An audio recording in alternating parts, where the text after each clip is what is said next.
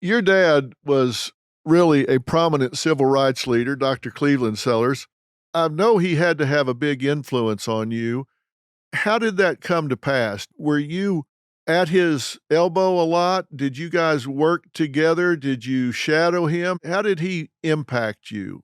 I know he did. I'm just curious how it came to pass. Yeah, I mean, it's one thing to have your hero in your kitchen every single day, being able to go out and he's cooking dinner, breakfast, he's at your games. That's my hero. And I grew up a product of the proverb, and I write about it in Who Are Your People, but it takes a village to raise a child. My dad was a member of SNCC, the Student Nonviolent Coordinating Committee. So my village was unique. I'd have people like Julian Bond. I'd have people like Marion Barry. I'd have Judy Richardson. The heroes in our household were Fannie Lou Hamer and Ella Baker. It was just an awesome, awesome village that helped raise me. And yeah, I was at his elbow. Everywhere we went, I was there, trying to learn and soak up as much of our history as I could. Did you guys have things that you saw differently, disagreed about? I don't know if it's disagreed about, but that youthful naivete that I try to keep, it made me question things with the benefit of hindsight. One of the questions that I'd always ask my dad, Dr. Phil, is should integration have been the goal of the movement? Should we have fought so diligently for integration, or should we have attempted to have economic empowerment within our own community? And of course, my dad says that hindsight is always 2020. But we would, I would challenge on those things. But in terms of just disagreements, he probably has more disagreements with me than I do with him, as Yeah. as most fathers and sons. Yeah, I suspect that's probably more common, but let me ask you, I believe that there is a high degree of divisiveness in this country right now. I think some of it's racial, I think some of it's political. Do you agree that there's a lot of divisiveness in the country right now? Wholeheartedly, yes. Is there something that you point to thematically that you think it's owing to? Yes, thematically, and I love the way that you phrase that question because it's a big question. Thematically, we've never dealt with the issue of race in the country, which is the root of our divisiveness. I think that um, by not dealing with the original sin of this country, by not truly combating or having dialogue and discussion about the issue of race, um, we have contributed. It's like a cancer. When you don't cut it out, it just metastasizes. I think that and this is going to sound weird coming from somebody on CNN, but I think that a lot of and I love Ted Turner, by the way, but a lot of the divisiveness we see culturally and in our face is because of the 24-hour news cycle.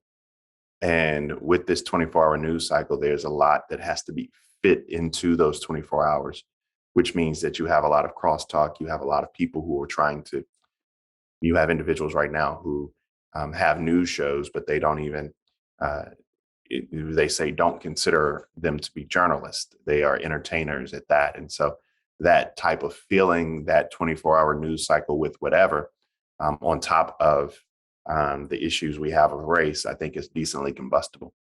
Because I was going to ask you, is it a news cycle anymore? Because I'm much older than you, about twice actually.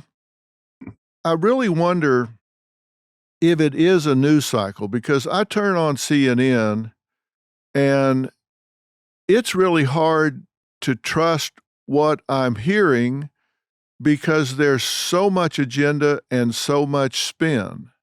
So I flip over to Fox and it's the same thing, just all spin, all agenda. It's like, do I like mix it all up, divide it by two, and take the middle? It's hard to know where I can go to find out what really happened. It's hard to find news anymore where somebody doesn't have an agenda that they brought to the desk. And so they're running it through their filter, which I resent, frankly. Yeah, I mean, you posed a really good question. mean, first, is there a news cycle anymore? To answer the original question, um, it's my father used to come home, and you are of that generation. Ain't calling you old, just calling you seasoned. And he Thank you for would that. he would after dinner, he'd sit in a chair and he'd watch what the six o'clock local news, and then the 6:30, ABC or CBS or whomever it was, and then the 7 o'clock whatever programming it was, and that was the news cycle over the past 4 or 5 years. It's like been drinking out of a fire hose. There's nothing worse, Dr. Phil, than when you're on TV and you get in your ear a producer saying, the president has just tweeted. We're going to go to that. We're going to put it on the screen and we're going to talk about it. You have no idea what it is, but that became the news. And to your point, I think that there, with the emergence of social media in news, there has been a focus on being first and not being right, which has posed a problem. Everybody wants to be the first to the story, and people don't care necessarily about being right in the story. But I think even more importantly, and one of the things we are doing at CNN is getting back to the journalism, and not the entertainment. I mean, that's our new boss's kind of mantra. I'm excited about it, and we'll see what happens. I get paid to tell my truth, and so I'm not a journalist. I tell folk that all the time. Um, I'm a commentator, and I will tell you the truth as Bakari sees it, and that's the best I can do. But you don't masquerade or wrap what you're saying up as news. You're saying, I am a commentator. I have a point of view. I'm going to tell you my point of view. And so you're transparent about it. Correct. Very much so. And I think that there's a balance. We've always had that balance. There's somebody else on there with a alternative background, a different point of view, at least somebody in the middle. But what you're talking about, and one of the things we do well, I mean, just recently, whether or not it's the war, or whether or not it's a school shooting, is we do cover those stories extremely well. Because I think that, and I don't want to be presumptuous or assume, but I'm pretty sure that when somebody tells you there's been a school shooting, which happens unfortunately more than it should, which is a part of our American fabric. I mean, you turn to CNN and you see and you watch and you try to glean what happens from there.